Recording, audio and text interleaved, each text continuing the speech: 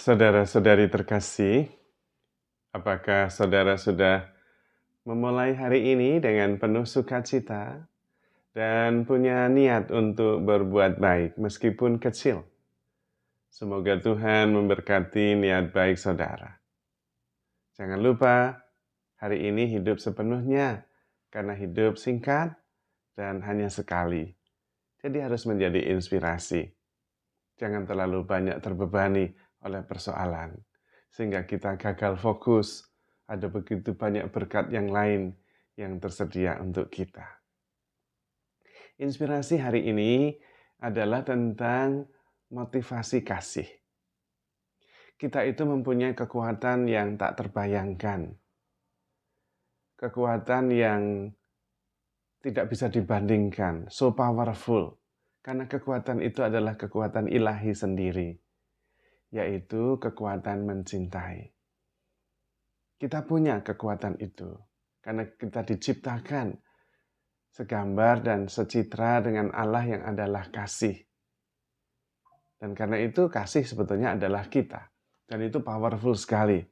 Maka begitu kita punya niat untuk mengasihi Allah, maka segalanya itu akan menjadi lebih ringan. Bahkan niat saja untuk mengasihi Tuhan itu membuat kita menemukan banyak inspirasi, banyak kekuatan, banyak solusi, banyak alternatif terhadap apa yang ada di hadapan kita. Maka niat baik di pagi hari, terutama untuk mengasihi Tuhan, itu mempunyai kekuatan yang dahsyat. Karena pada dasarnya, kita semua diciptakan dengan kodrat kasih Allah itu sendiri. Dan kasih itu selalu ada. Hanya memang dalam perjalanan waktu, cara kita dibesarkan membentuk kita untuk kurang bisa menyadari kasih itu. Terutama karena akal budi kita selalu ada banyak pertimbangan. Dan akal budi ini tumbuh dan berkembang sesuai ketika kita dibesarkan yang fungsinya bagus, yaitu supaya kita bisa survive. Tetapi survival itu tidak cukup. Survival bukan cinta kasih. Cinta kasih jauh lebih besar dari sekedar survive.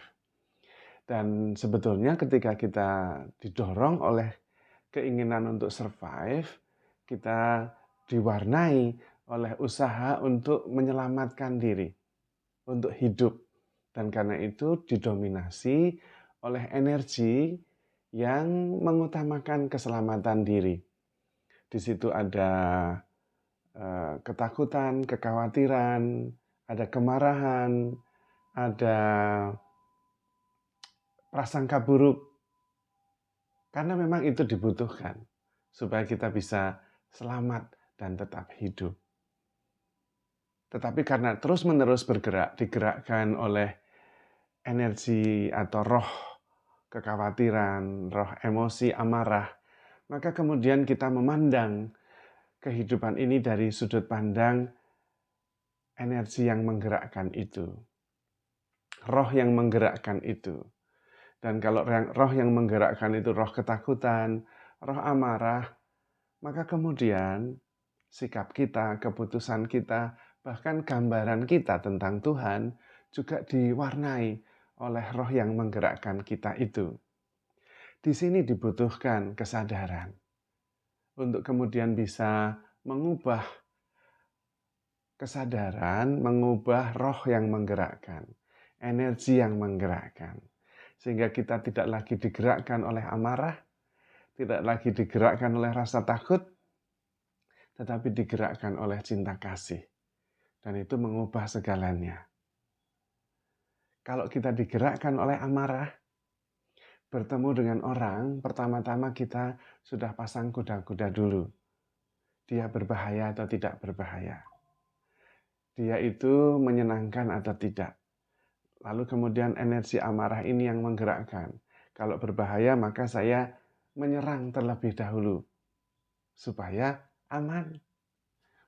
Kalau yang menggerakkan itu energi rasa takut, ketemu orang, menghadapi peristiwa, orang ini aman atau tidak. Kalau tidak aman, kemudian saya menjadi khawatir. Efeknya tentu kemudian kita menghindar, tidak berani menghadapi.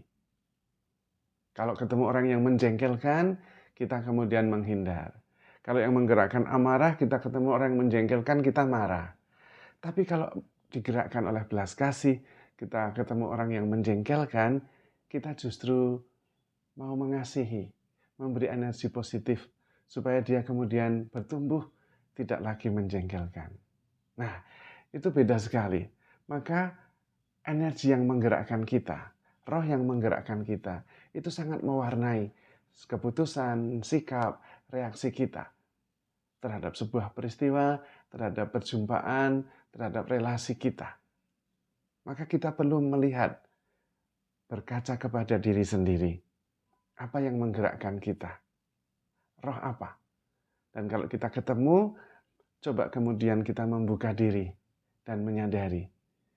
Dan memulai niat untuk mencintai Tuhan. Supaya kita kemudian digerakkan oleh cinta kasih.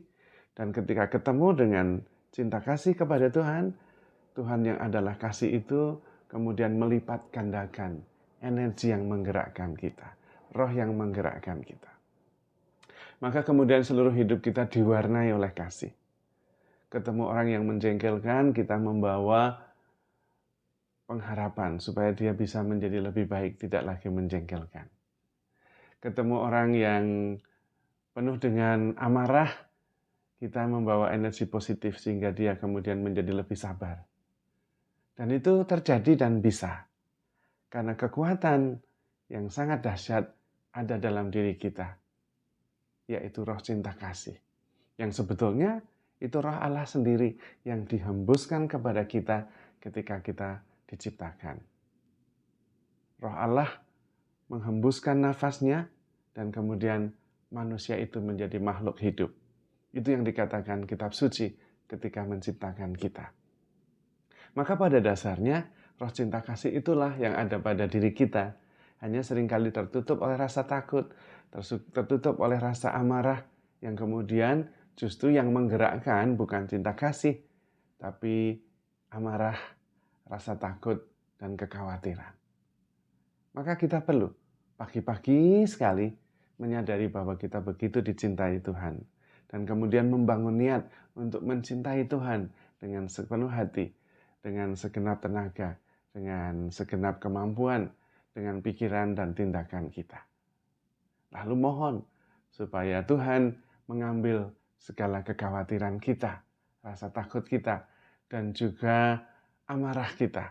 Supaya hari ini kita sungguh-sungguh bisa membawa cinta kasih, membawa damai, membawa sukacita, dan membawa pengharapan. Dan kita pasti bisa, karena kita menggunakan kekuatan Allah sendiri yang sangat dahsyat, yaitu kekuatan cinta kasih. Maka Tuhan mengatakan kepada kita, hendaklah kalian saling mengasihi, sebagaimana aku telah mengasihi kamu. Maka saudara-saudari terkasih, handle yourself with care, because you are love. Tuhan memberkati.